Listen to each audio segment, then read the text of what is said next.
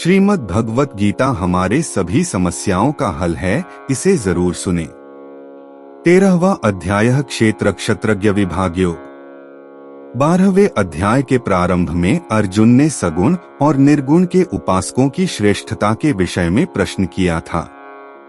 उसका उत्तर देते हुए भगवान श्री कृष्ण ने दूसरे श्लोक में संक्षिप्त में सगुण उपासकों की श्रेष्ठता बताई और 3 से 5 श्लोक तक निर्गुण उपासना का स्वरूप, उसका फल तथा उसकी क्लिष्टता बताई है। उसके बाद 6 से 20 श्लोक तक सगुण उपासना का महत्व, फल, प्रकार और भगवत भक्तों के लक्षणों का वर्णन करके अध्याय समाप्त किया। परंतु निर्गुण का तत्व, महिमा और उसकी प्राप्ति के साधन विस्तार पूर्वक नहीं समझाए थे। इसलिए निर्गुण निराकार का तत्व अर्थात ज्ञान योग का विषय ठीक से समझने के लिए इस 13वें अध्याय का आरंभ करते हैं। श्री भगवान बोले, हे अर्जुन, यह शरीर क्षेत्र इस नाम से कहा जाता है और इसको जो जानता है उसको क्षेत्रज्ञ इस नाम से उनके तत्व को जानने वाले ज्ञानीजन कहते हैं।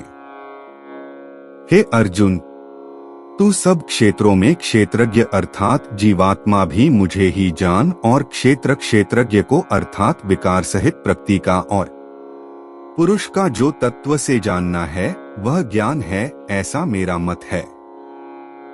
वह क्षेत्र जो और जैसा है तथा जिन विकारों वाला है और जिस कारण से जो हुआ है, तथा क्षेत्रज्ञ भी जो और जिस प्रभाव वाला है, वह सब संक्षेप में मुझसे सुन।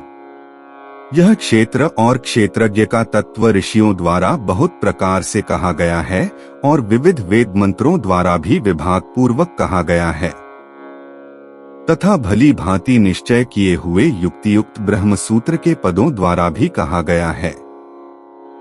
5 महाभूत अहंकार, बुद्धि और मूल प्रकृति भी तथा 10 इंद्रियां, 1 मन और 5 इंद्रियों के विषय अर्थात शब्द, स्पर्श, रूप, रस और गंध तथा इच्छा, द्वेष, सुख दुख, स्थूल देह का पिंड, चेतना और धृति, इस प्रकार विकारों के सहित यह क्षेत्र संक्षेप से कहा गया।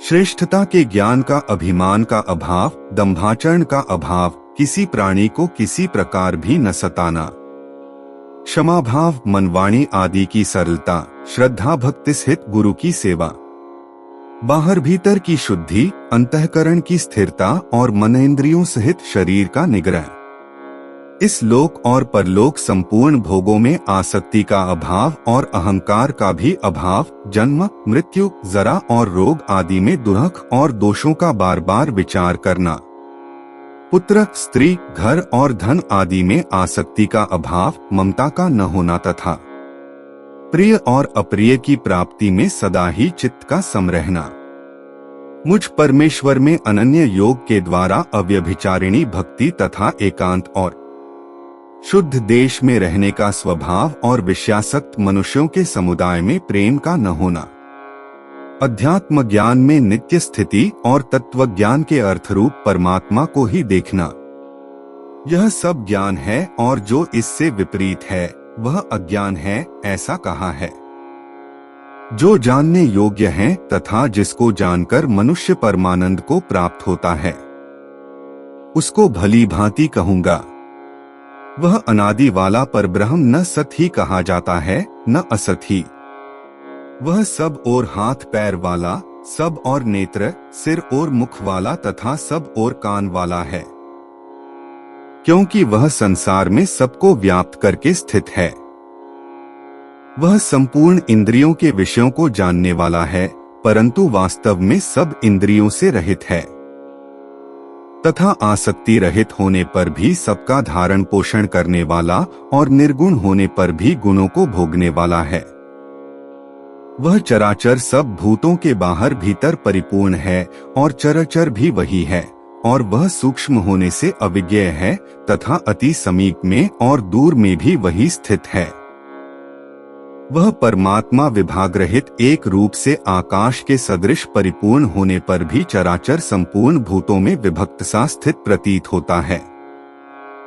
तथा वह जानने योग्य परमात्मा के विष्णु रूप से भूतों को धारण पोषण करने वाला और रुद्र रूप से संहार करने वाला तथा ब्रह्मा रूप से सबको उत्पन्न करने वाला है।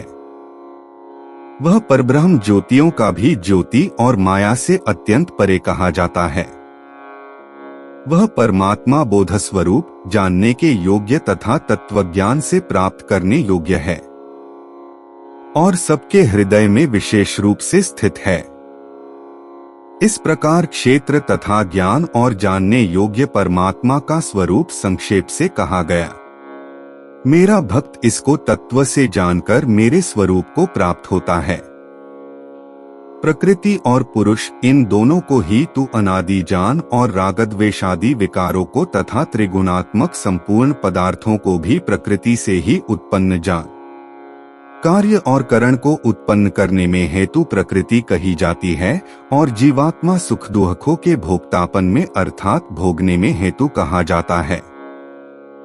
प्रकृति में स्थित ही पुरुष प्रकृति से उत्पन्न त्रिगुणात्मक पदार्थों को भोगता है और इन गुणों का संग ही इस जीवात्मा का अच्छी बुरी योनियों में जन्म लेने का कारण है। इस देह में स्थित वह आत्मा वास्तव में परमात्मा ही है। वही साक्षी होने से उपद्रष्टा और यथार्थ सम्मति देने वाला होने से अनुमंता, सबका धारण पोषण करने वाला होने से भर्ता, जीव रूप से भोक्ता, ब्रह्मा आदि का भी स्वामी होने से महेश्वर और शुद्ध सच्चिदानंद घन होने से परमात्मा ऐसा कहा गया है।